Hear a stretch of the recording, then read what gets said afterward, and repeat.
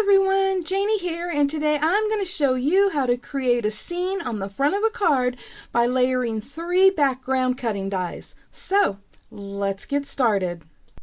If you don't have a pre-cut card base, just take an 8.5 by 11 inch piece of cardstock and cut it in half, and then fold it in half, or if you have a scoreboard, then just score it at 4¼ inches if you cut your card base the same direction that I did.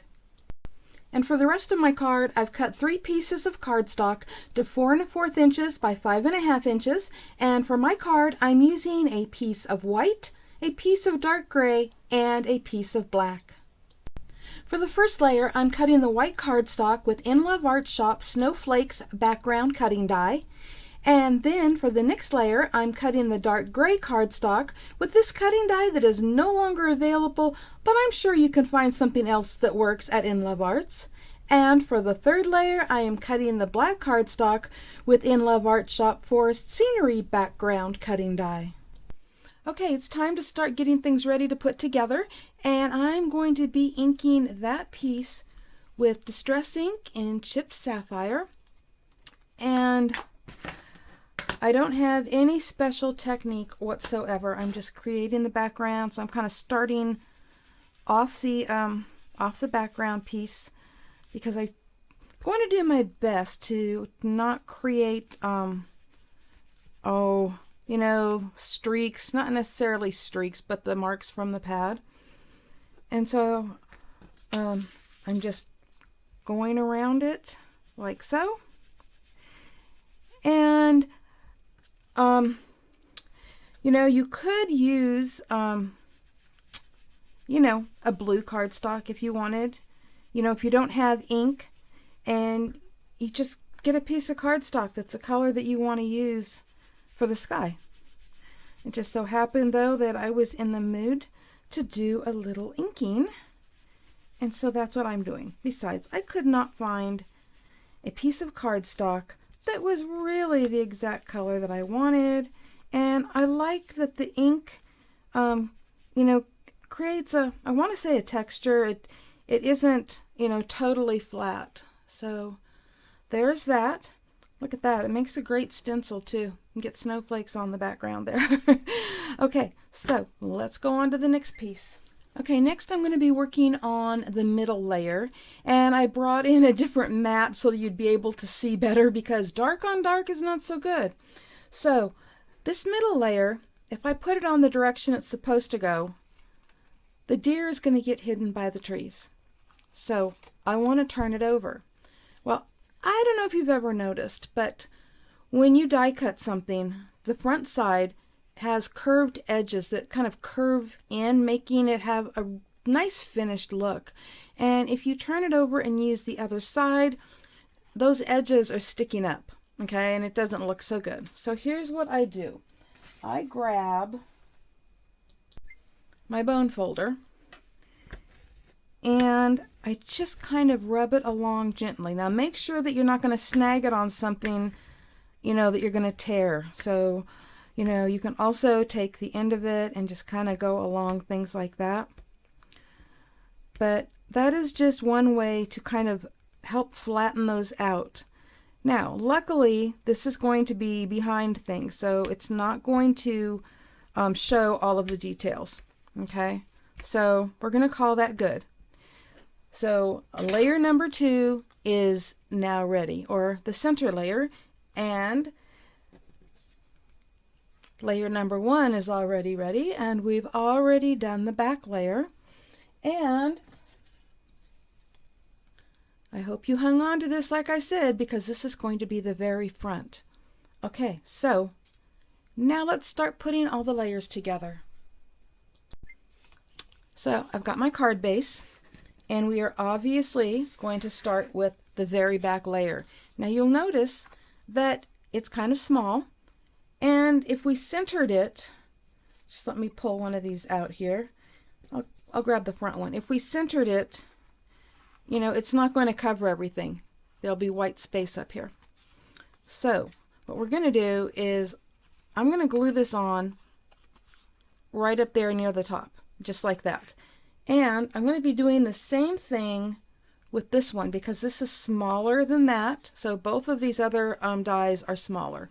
Okay, so let me grab my glue, and you don't have to put glue in every single little spot because I want it to look dimensional, and so I do want there to be some loose areas, I guess you would call them. I'm mostly concerned with getting around the edge here. Okay, and if you want to put a couple dots somewhere else, you can, but it's not important. Okay, so I'm going to turn this around and put that right up there. Now try to center it side to side, but up at the top, you don't want it to go over the top, so just kind of get it in place like so. And then if you want to make sure that everything is going to line up, put this over the top just to take a look and go, okay, we got it. So next we're putting this on, and remember this is now the front side and not the back side, so I'm going to be putting glue on the pretty side. I really do prefer the front side when you die cut. It is just so smooth and finished, but I really did need it to go the other direction. And also, if I didn't say it earlier, because I don't remember if I did, this die is no longer available. I've already looked. I've had this die for a long time. But In Love Arts has a lot of background dies, and so you'll find other ones. You may not even want to do one with with a forest scene like this. You may want to do something different. But I just wanted you to know that they do have other background dies. The snowflake one that we just used is still available, and the one I'm going to put on the front here is still available. Okay, so we've got that on there, and as you can see, the antlers are loose, the snowflakes are loose, the trees are kind of loose, so it still actually gives it a little dimension. So we're going to put this one over the top of that, and this is also going to be actually difficult if you wanted to do other parts of it, or at least in my opinion. So I'm mostly focusing on the edges. And it's okay if, there's some open spots here that little glue gets through, and you'll see why here in a minute. So, I'm going to put a little glue here and a little glue right there. But other than that, I'm leaving everything loose, even the little bunny rabbits down at the bottom. Okay. And I'm getting glue on my fingers here. And I'm pulling this over really close to me because I really need to get this lined up. And you will notice that it doesn't go all the way to the edges, which is why we're putting another layer on over the top of this. Okay, but first I want to show you this. By using the black and the dark gray, it still gives a shadow effect, but separates the two layers so that you can see the details in both. And I really like that. You could even use lighter colors if you wanted. You can use glitter paper if you would like. There are just options. This is just what I chose to do today. Okay, now we're going to finish it off by putting this piece over the front. And that is why we needed to have that centered when we cut out the snowflake piece, because we wanted to have a really nice frame to go around it. And I'm wanting to go with the white just because, to create the snowy background. We have the snow falling, you know, in the sky in the background, and I think a little extra snow around the outside, especially because it's kind of, you know, wavy, I guess, irregular, you know, from cutting that out. You'll see here in a second. Okay, so I've got glue all over that, and I'm just gonna line it up on the card, making sure that all the edges are edge to edge,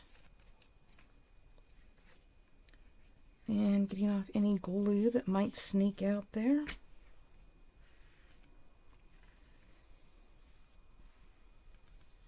Okay, and there it is. And yeah, I just thought that this, you know, irregular edge just kind of looks snowy to me. So that is what the card looks like, making sure that nothing is glued together here. Okay, and you know, you can always add some, you know, shimmer brush or Wink of Stella or something like that to this. Let me show you something else real quick. I saved all of the snowflakes that were cut out of that background piece right there, because why let all of those snowflakes go to waste? And you can always use them to add more decoration to the card. And it's just a thought, but I knew I'd find uses for them. Okay, so let me finish decorating this and I'll be back. And here is my finished card, and I did use those snowflakes and added some rhinestones to them, and I added a Merry Christmas banner down here, and that stamp is no longer available, but that stitched banner die is, and it comes in this set from In Love Arts, and there are so many different sizes and shapes in this set, but this is the one that I used, and I'll put a link below in the description box to that, as well as a link to the dies that I used to make this. And I really love the way that it came out. In person, you can see more of the dimension than you are seeing here, because the branches, you know, they're not glued down, so there's actually a space between them. I wonder if I can show you here. There's a space between them. And it's the same thing over here. There are spaces, so everything really looks dimensional, but it is flat, which makes it easy to mail. We didn't have to use any foam tape or anything.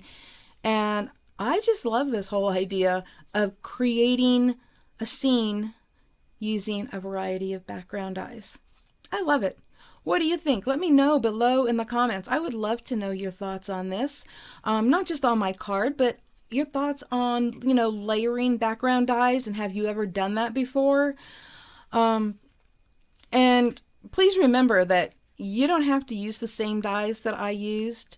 You can use, you know, a variety of dies for different seasons or different scenes that you want to create. And I'll put a link below to In Love Arts background dies so that you can, you know, look at some other ones, get some ideas. But there you go. I love it. I hope you love it, and I hope that it gave you some ideas of your own. Happy crafting, everyone. Bye-bye.